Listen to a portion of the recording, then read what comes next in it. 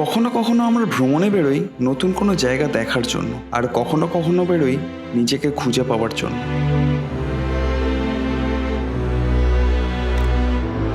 এই যাত্রাটা ঠিক তেমনই। কলকাতার ব্যস্ততা থেকে শুরু করে পাহাড়ের আঁকাবাঁকা রাস্তা, অবিরাম বৃষ্টি আর মেঘে ঢাকা উপত্যকা, আর হাজার হাজার কিলোমিটারের পথ, সব কিছুর মাঝখানে ছিলাম শুধু আমি আর আমার 125 সিসির এই ছোট্ট স্কুটার।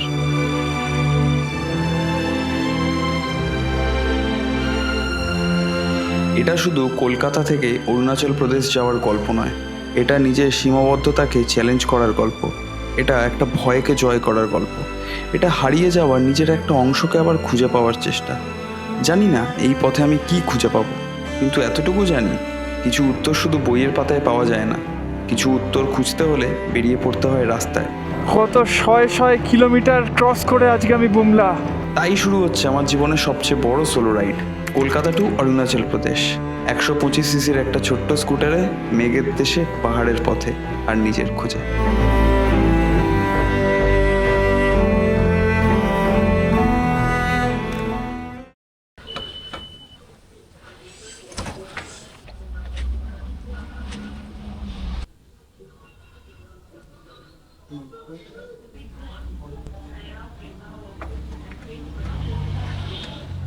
তো বন্ধুরা, এখন বেরিয়ে পড়লাম বাড়ি থেকে। এখন প্রথম কাজ হচ্ছে তেল ভরাবো। আসছি। এই সর সর সর সর সর সর সর।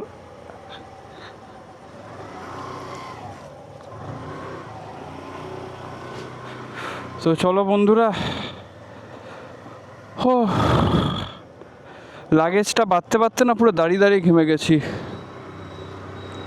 ও বন্ধুরা, অনেক দিন পর আবার একটা নতুন ব্লগে, একটা নতুন সিরিজে। ও কি দারুণ লাগছে। দাঁড়াও, একটুখানি ধাতস্থ হতে দাও। এখান থেকে পেট্রোলটা ভরিয়ে নেবো আগে। ফুল করবে, একটুখানি খালি খালি রাখবে মুখটা। না না, অরুণাচল। হ্যাঁ, ব্যাস ব্যাস ব্যাস ব্যাস ব্যাস ব্যাস ব্যাস ব্যাস ব্যাস। 468-এর তেল, 113 টাকার তেলে এতটা নষ্ট। 468-এর তেল এই মুহূর্তে নিয়ে নিলাম। 113 টাকার তেল, তার মধ্যে তেল কিছুটা আবার পড়ে গেছে, ফেলে দিয়েছে। ওকে বললাম একটুখানি মুখটা দেখে তারপর আর কি তেলটা ভরবে, কিন্তু তার আগেই তেল ফেলে দিয়েছে। তো যাই হোক, চলো, ট্রিপ টু 0 হয়ে গেছে। তেল ভরে নিয়েছি। এখন কতক্ষণ দেখাচ্ছে? আমার রেঞ্জ দেখাচ্ছে 211 কিলোমিটার। এটা মোটামুটি 250 কিলোমিটার যাবে। ওকে, তো চলো এই মুহূর্তে যাই আমার ড্রিম ডেস্টিনেশন অরুণাচলের পথে। 5 তারিখ আমার এই মুহূর্তে কলকাতা থেকে অরুণাচল যাওয়ার রাইড কিন্তু শুরু হয়ে গেল বন্ধুরা। এবং এই রাইড কিন্তু এখন চলবে টানা 12 দিনের জন্য। কলকাতাকে বাই বাই বলে আমরা বেরিয়ে যাচ্ছি অরুণাচল। আর আমি এই ভিআইপি দিয়ে যাচ্ছি, তার কারণ হচ্ছে একদম এখান থেকে ভিআইপি হয়ে বেলঘড়িয়া এক্সপ্রেস হয়ে আমরা কল্যাণী এক্সপ্রেস ওয়েটা আর কি ধরে নেবো। তো সেই কারণে আর কি ভিআইপিটা আর কি নিয়ে নিলাম। ভিআইপির রাস্তাও ভালো একদম। তারপর কল্যাণী এক্সপ্রেসওয়ে থেকে NH12। তো যেতে যেতে পুরো প্ল্যান, রুট, ম্যাপ সব কিছুই আর কি বলবো। তোমরা কিন্তু সাথে থাকো, আর কিন্তু চ্যানেলটাকে সাবস্ক্রাইব করো বন্ধুরা। সাবস্ক্রাইব করলে একটা আলাদা মোটিভেশন পাই। তো সেই মোটিভেশনের জন্য কিন্তু একটা সাবস্ক্রাইব আর একটা লাইক কিন্তু খুব ইম্পর্টেন্ট বন্ধুরা। তো তোমরা আর কি করে দাও, সেটা করে দাও, সাবস্ক্রাইবটা করে দাও।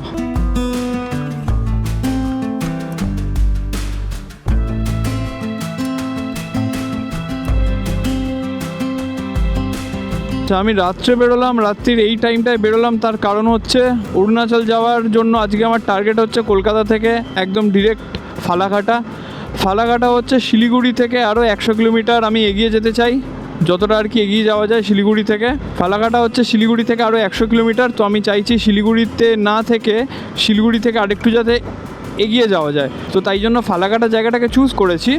ওই জন্য আমি রাতের বেলা আর কি বেরোলাম, কারণ সকালবেলা যে লেভেলের হিট ওয়েভ এবং টেম্পারেচার যা থাকছে, সকালবেলা খুব একটা মনে হয় না গাড়ি চালাতে পারবো। ঠিক আছে, তো তাই জন্য আর কি রাত্রে বেরোলাম, যতটা কভার করে নেওয়া যায় ততটা আর কি করে নেব।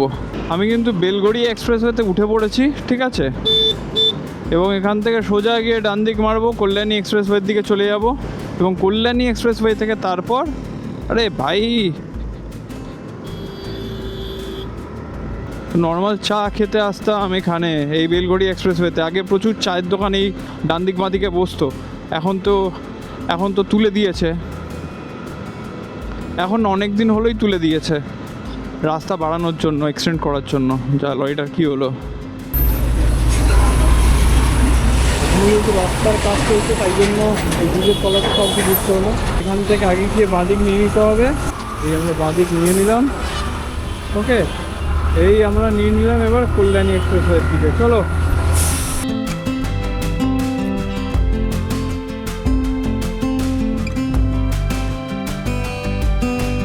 এই রাস্তাটা দিয়ে কতবার যাতায়াত করি, কতবার, এবং আজকে বহুদিন পর আবার NH-12-এ উঠবো, এবং আমার এই NH-12 কিন্তু অনেকবার যাতায়াত হয়ে গেল, আপ ডাউন হয়ে গেল NH-12 দিয়ে। আজকে সিরিজটা পার্ট 1, এর আগে একটা প্রিপারেশন ভিডিও করেছিলাম, তো পারলে সেটা তোমরা আমার চ্যানেলে গিয়ে দেখে নিতে পারো। যে বিশাল কিছু গ্যাজেটস আমি ক্যারি করছি বা বিশাল কিছু রাইডিং গিয়ার্স আমি ক্যারি করছি এমন নয়, যেগুলো বেসিক নিড সেগুলোই আমি ক্যারি করছি, ওকে। এবং আমার এই ট্রিপটা হবে হচ্ছে একদম বাজেট ফ্রেন্ডলি, তো তোমরা যারা যারা আসতে চাও তারা কিন্তু এই ভিডিওটা পুরোটা দেখো। বন্ধুরা, শহর থেকে একটু যেই বেরোলাম, একটা অদ্ভুত একটা ঠান্ডা ঠান্ডা হাওয়া দিচ্ছে, বেশ ভালো লাগছে। আচ্ছা, তোমাদেরকে আরেকটা জিনিস বলে দিই, কল্যাণী এক্সপ্রেসওয়েতে কিন্তু 80 হচ্ছে স্পিড লিমিট।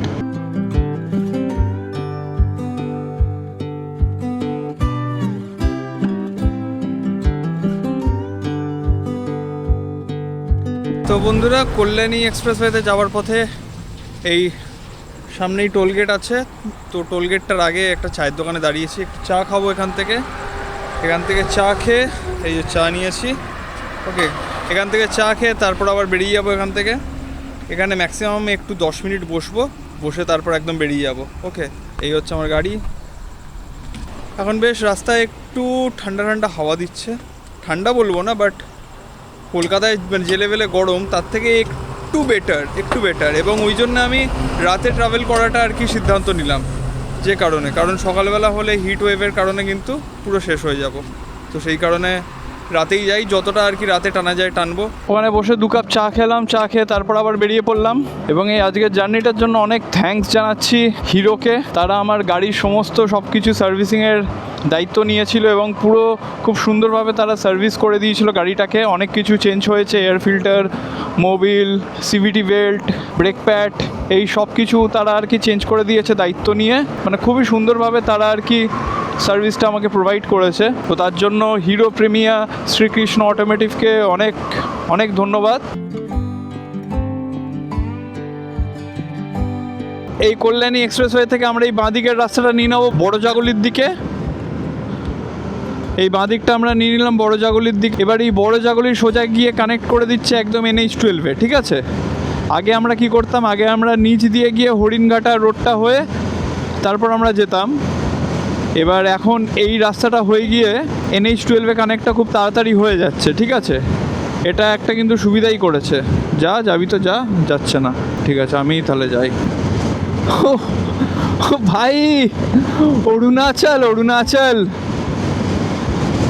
যদিও বা অরুণাচল যেতে সময় লাগবে এখনও, র্যাম্প রোড শেষ, বাট এই যে যাচ্ছি, এই যাওয়াটাই না খুব ইম্পর্টেন্ট।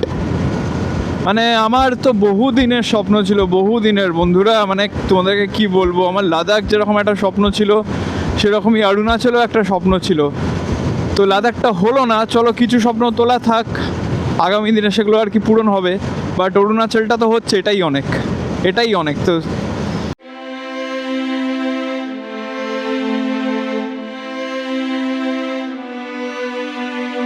এই বাঁদিক নিয়ে নিলাম এবং NH-12-এ আমরা উঠে পড়লাম। যদি ইচ্ছা হয় তাহলে দাঁড়াবো কৃষ্ণনগর। বাকি অরুণাচলের জন্য ILP আমি করিয়েছিলাম ওদের নিজস্ব ওয়েবসাইট থেকে। আমি অনলাইনে করে নিয়েছিলাম অরুণাচলে ঢোকার ILP-টা। 14 দিনের ILP হয়, তারপর 14 দিনের পর যদি এক্সটেন্ড করতে হয় তাহলে তারপর সেটাকে এক্সটেন্ড করে নিতে হয়। 14 দিনের জন্য হচ্ছে একজনের 500 টাকা ILP চার্জ, অনলাইনে যদি তুমি করো। আর আমি কিছু ভিডিওতে দেখছিলাম অফলাইনেও নাকি করা যায়, অফলাইনে একটু কম টাকা নেয়, কিন্তু আমি সেই রিস্কটা আমি নিইনি। এবার কিন্তু ট্রাকের রাশ একটু বাড়বে, ঠিক আছে, যেহেতু একদম NH-12 উঠে পড়েছি। এবং আমি একটা ভিডিওতেই দেখলাম সেক্ষেত্রে নাকি যদি অফলাইনে করো তাহলে একটা রেফারেন্স কন্ট্যাক্ট কিন্তু এটা দিতে হয়। তো আমার যেহেতু কোনো রেফারেন্স কন্ট্যাক্ট সেই অর্থে নেই, তো তাই জন্য আমি অনলাইনে করে নিয়েছি। অনলাইনে 14 দিনের জন্য 500 টাকা, এবং যদি 14 দিনের বেশি থাকতে হয় তাহলে সেটা 14 দিনের আগে গিয়ে সেটাকে আবার ওখান থেকেই এক্সটেন্ড করাতে হবে অনলাইনের মাধ্যমে। আর ডকুমেন্ট কী কী লাগে? ডকুমেন্ট লাগে হচ্ছে ভোটার কার্ড, যে কোনো একটা গভর্নমেন্ট আইডি, সেটা ভোটার হতে পারে, আধার হতে পারে, পাসপোর্ট সাইজ ফটো একটা, আর কোথায় কোথায় কোন কোন ডিস্ট্রিক্টটায় মানে অরুণাচলের কোন কোন জায়গায় যাবে সেইটা আর কি একটা ফর্মে ফিল আপ করে দিতে হয়। তোমার নাম, ঠিকানা, হ্যান ত্যান যা যা আর কি আছে সেই সব জিনিসগুলো, বেসিক জিনিসপত্রগুলো, ডিটেলগুলো সেগুলো ফিল আপ করে দিতে হয়, দিয়ে সঙ্গে সঙ্গেই আর কি বেরিয়ে যায়।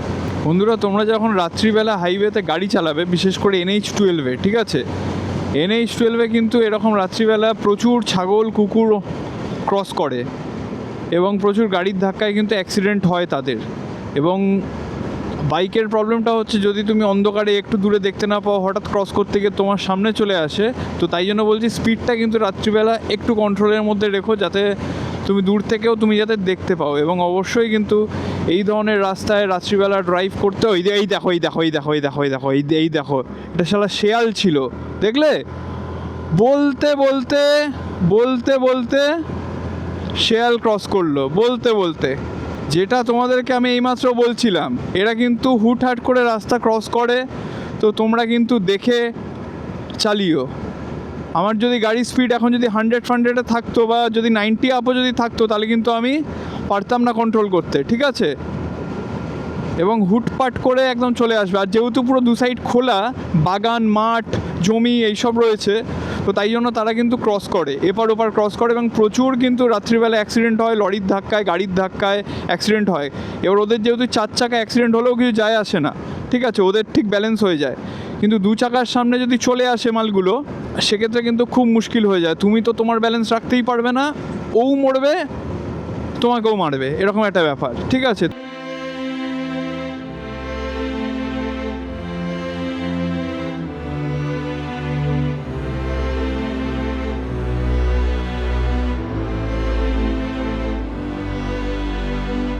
আর আমার অরুণাচলের রুট প্ল্যানটা হচ্ছে আজকে এখান থেকে ফালাকাটা থেকে যাব হচ্ছে শেরগাঁও, ঠিক আছে, শেরগাঁও থেকে যাব হচ্ছে দিরাং একদিন স্টে, তারপর দিরাং থেকে চলে যাব হচ্ছে সেলা টানেল হয়ে তাওয়াংয়ে 2 থেকে 3 দিন স্টে, সিচুয়েশান বুঝে সেটা আর কি করব। তাওয়াং থেকে বুমলা পাস এবং নানান যে ওয়ার মেমোরিয়ালগুলো আছে সেইগুলো দেখব, এবং আরও একটা বর্ডার আছে, চায়না বর্ডার, সেই বর্ডারটাও আর কি দেখার ইচ্ছা আছে। মাধুরী লেক আছে। তাওয়াং থেকে ফেরার সময় সেলা পাস হয়ে দিরাং নয়তো অন্য কোনো জায়গা আর কি ফিরবো, ঠিক আছে, সেটা এখনও আর কি প্ল্যান করিনি। হ্যাঁ, লম্বা জ্যাম হয়ে গেছে। তো এখানে তো লম্বা জ্যাম হয়ে গেছে। জ্যামটা কিসের? ম্যাপে কি দেখাচ্ছে?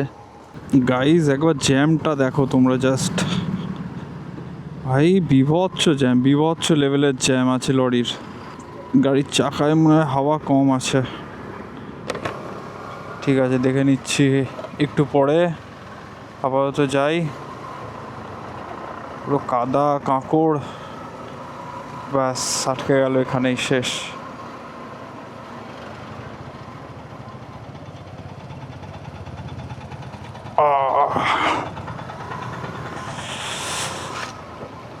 বিশাল লম্বা জ্যাম গাইজ। এই রকম রাস্তা, ঠিক আছে, কাজ হচ্ছে, তার মধ্যে আবার বৃষ্টি শুরু হয়ে গেছে, ফোঁটা বৃষ্টি পড়ছে, ঠিক আছে। রাস্তার অবস্থা দেখেছো গাইজ? আরে এটা রাস্তা, আর এই কাজটা বহুদিন ধরে গাইজ। বৃষ্টি কিন্তু ভালোই হচ্ছে, হ্যাঁ, আর বেকার বৃষ্টিটা শুরু হলো। কত সুন্দর ওয়েদার ছিল।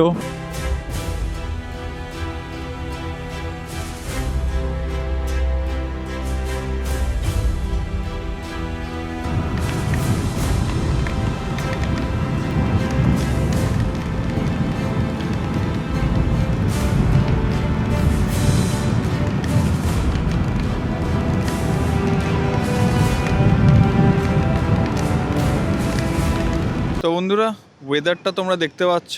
কালকে রাতের মুর্শিদাবাদের ওই পলাশি এলাকা থেকে বৃষ্টি শুরু হয়। বেশ মোটামুটি আর কি বৃষ্টি হচ্ছিল, ভালো বৃষ্টি হচ্ছিল। তারপর আমি একটা জায়গায় দাঁড়িয়ে আমার রেনকোটটা আর কি পরে নিয়েছিলাম, রেনকোট রেন প্যান্ট যা ছিল আর কি পরে নিয়েছিলাম। এবং ওয়েদারটা এখনও অবধি বেশ ভালো আছে, এখন আর বৃষ্টি হচ্ছে না। এবং আমি তোমাদেরকে একবার দেখাই, জাস্ট দেখো একবার, অসাধারণ লাগছে, দুর্দান্ত লাগছে। এবং যদি এরকম ওয়েদার থাকে তাহলে কিন্তু আমার যেতে কোনো অসুবিধা হবে না। খালি একটাই খালি যেন বৃষ্টি না আসে, বৃষ্টি এলে কিন্তু মুশকিল হয়ে যায়। তো চলো এখানে আর বেশিক্ষণ দাঁড়াবো না, এগিয়ে যাবো সামনের দিকে। সারা হেলমেটে কাদা লেগে আছে, এই লরিগুলো যাচ্ছে একদম কাদাগুলো পুরো ছিটকে ছিটকে আসছে আমার জ্যাকেটে। আমার রেন লাইনারটা তো একদম ভর্তি, পুরো একদম ছিটে ছিটে কাদা হয়ে গেছে। 5:30, ভোর 5:30 আমরা কিন্তু বহরমপুর বাইপাস আমরা সব ক্রস করে আমরা একদম ফারাক্কার পথে এবার। আর কিছুক্ষণের মধ্যেই আমরা ফারাক্কা ঢুকে যাব। তারপর ফারাক্কা থেকে আর 300-350 কিলোমিটার মতো আর বাকি থাকবে। ওই দিকটা মনে হয় বিশাল বৃষ্টি হচ্ছে, পুরো ঝাপসা দেখাচ্ছে। তো যত আগে যাচ্ছি 1-2 ফোঁটা করে বৃষ্টি কিন্তু পড়ছে গায়ে। তো বন্ধুরা, তোমাদের কেমন লাগছে জানাও এই ব্লগটা। ভোরবেলা আমি এখন একটা পেট্রোল পাম্প খুঁজছি, কারণ আমার গাড়িতে পেট্রোল ভরতে হবে। সেই যে বাড়ি থেকে ভরিয়ে এনেছিলাম 468 টাকার তেল, তারপর থেকে কিন্তু এখনও অবধি তেল ভরানো হয়নি। এবার এমটি ফুয়েল দেখিয়ে দিয়েছে, তেল ভরাতে হবে। এবং তেল ভরানোর সাথে সাথে আমারও কিছু একটা খাবার জায়গা দেখতে হবে। আমার খিদে পাচ্ছে, একটু চা কফি এবং তার সাথে যদি কিছু খাবার পাই তাহলে কিন্তু খেয়ে নেবো।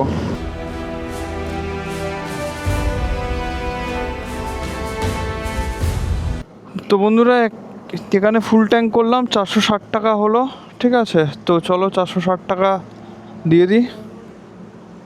তো তখন বেরোনোর সময় লাগলো হচ্ছে 468 টাকা এবং এখন লাগলো হচ্ছে 460 টাকা। রাস্তা এখান থেকে বেশ ভালো রাস্তা। আমরা বহরমপুর বাইপাস আমরা কাটিয়ে চলে এসেছি অনেক আগে। আমরা ফারাক্কার পথে, ফারাক্কা আর এখান থেকে বেশিক্ষণ না।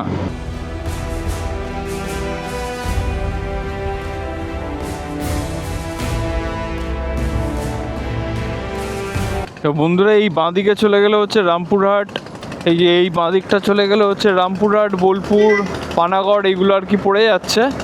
আমরা সোজা বেরিয়ে যাচ্ছি, ঠিক আছে। এখানে দেখি কি পাওয়া যায়।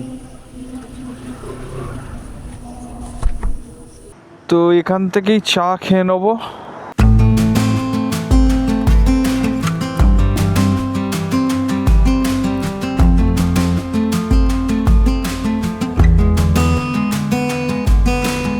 হ্যাঁ, বারবার বৃষ্টি আসছে আর বারবার আমাকে রেনকোট খুলতে হচ্ছে আর পরতে হচ্ছে। তো এবার আমি রেনকোটটা পরেই নিলাম, আর খুলবো না। রেনকোট রেন প্যান্ট সব একবার আমি একদম পরে নিলাম। এখানেই যদি এরকম বৃষ্টি হয় তাহলে অরুণাচলে কি হচ্ছে? এখানেও যে বিশাল লেভেলের বৃষ্টি হচ্ছে এমন নয়। এই দেখো, এই দিকটা আবার বৃষ্টিই হয়নি, ফারাক্কার দিকে বৃষ্টিই হয়নি। আর তো বন্ধুরা, এই ফারাক্কা এবার ক্রস করছি। আচ্ছা, ওই দিকের ব্রিজটা মনে হয় খুলে দিয়েছে। হ্যাঁ, ওইটা দিয়ে মনে হয় ডাউন হচ্ছে খালি, এটা দিয়ে তো কোনো গাড়ি আসতেও দেখছি না। আচ্ছা, হ্যাঁ, ওই দিকের যে ব্রিজটা দেখছো তোমরা, ওই ব্রিজটা ওপেন করে দিয়েছে। তার মানে ওইটা দিয়ে ডাউন আর এইটা দিয়ে খালি আপ। মানে একটা দিয়ে যাওয়া করেছে, একটা দিয়ে আসা করেছে। নয়তো অন্য টাইমে ফারাক্কাতে প্রচুর জ্যাম হয়।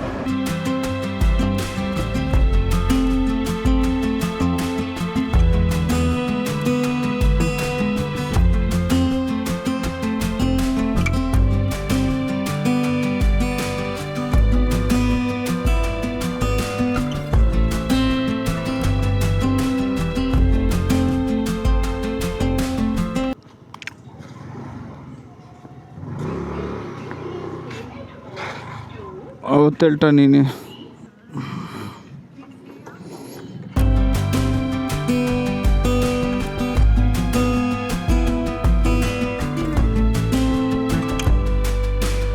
অবশেষে ডালখোলা ঢুকে গেলাম। এবার এখান থেকে শিলিগুড়ি হচ্ছে 127, রাইট মেরে দেবো ডালখোলা থেকে। ডালখোলাতে খুব একটা আমি দাঁড়াই না, ঠিক আছে।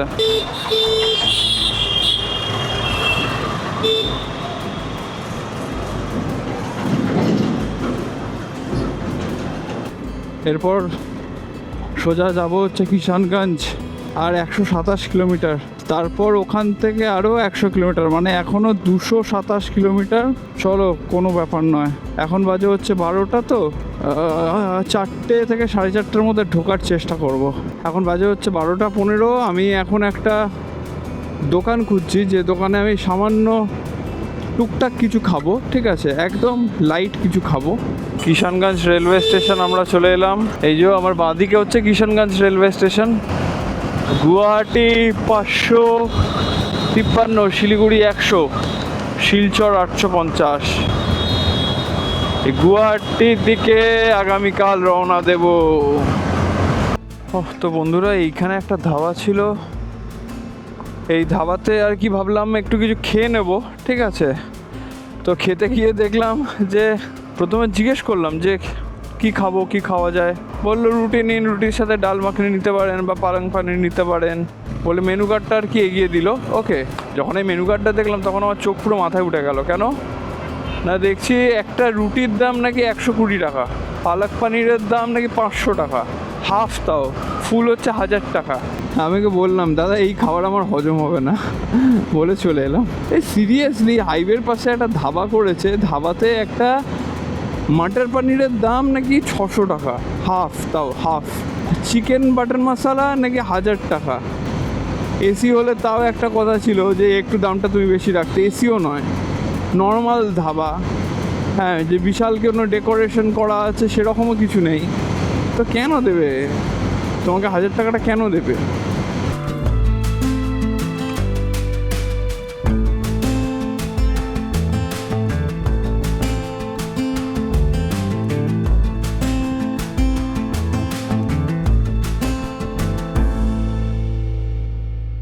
তো এই মুহূর্তে শিলিগুড়ি থেকে মাত্র 15 মিনিট আগে আছি, আর 15 মিনিট চালালেই শিলিগুড়ি পৌঁছে যাবো। তারপর ওখান থেকে ফালাকাটা আরও ওই 2 ঘন্টা মতো, মোটামুটি ফালাকাটা পৌঁছতে এখন আমার 2 ঘন্টা মতো লাগবে। আর এখন ঘড়ির কাঁটায় বাজে হচ্ছে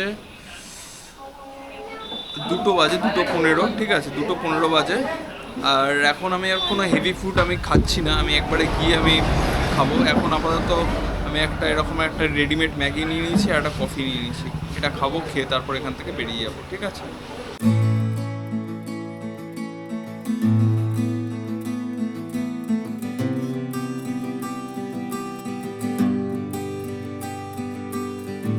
তো বন্ধুরা, এই মুহূর্তে কিন্তু আমার মাইকের ব্যাটারিটা শেষ হয়ে গেছে, মাইকের চার্জটা শেষ হয়ে গেছে।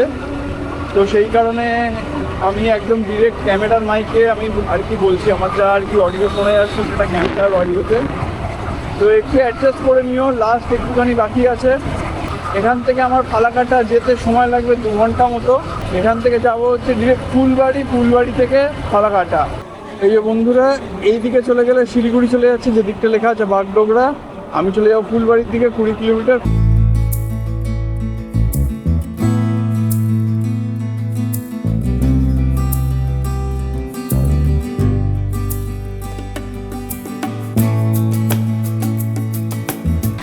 এইটা হচ্ছে মহানন্দা ব্যারেজ, যে মহানন্দা নদী আছে সেই মহানন্দা ব্যারেজ। এই দেখো, কিছুই নেই, জলই নেই, এইটা পুরো খটখট করছে কিছু।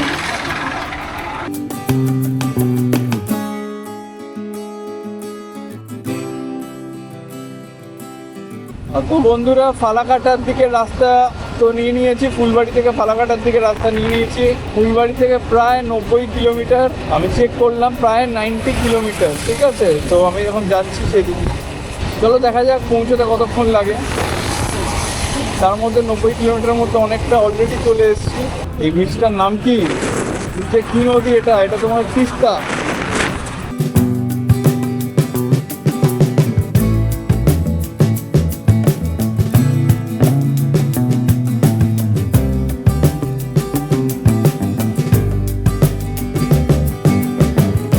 তো বন্ধুরা, সারাদিনের একটা বিশাল রাইডের পর প্রায় 750 কিলোমিটার রাইড করেছি আজকে।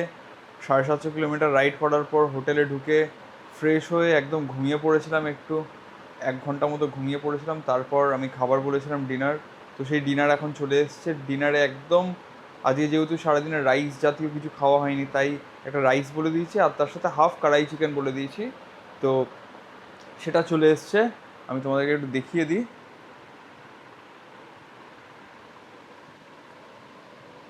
এই হচ্ছে হাফ রাইস নিয়েছি, এগুলো প্লেটে দিয়েছিল, আমি এর মধ্যেই ঢেলে দিয়েছি, সব একসাথে খেয়ে নেবো।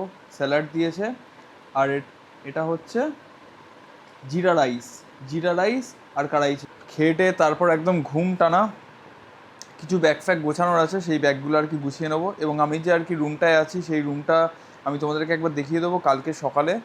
এখন আর ইচ্ছা করছে না, আজ সারাদিনে বিশাল টায়ার্ড। তো চলো বন্ধুরা, আজকের ভিডিওটা এই অবধি থাকলো। যদি তোমাদের পুরো ভিডিওটা ভালো লেগে থাকে তাহলে কিন্তু চ্যানেলটাকে অবশ্যই সাবস্ক্রাইব করে দিও। আর অরুণাচল সিরিজের পরের ভিডিও কিন্তু আসবে, তো সেই ভিডিও কিন্তু তোমরা আর কি দেখে নিও। আপাতত আমি এখন খেয়ে একদম ঘুমিয়ে কালকে আবার আমাকে যেতে হবে হচ্ছে অরুণাচলের পথে। চলো বাই, গুড নাইট।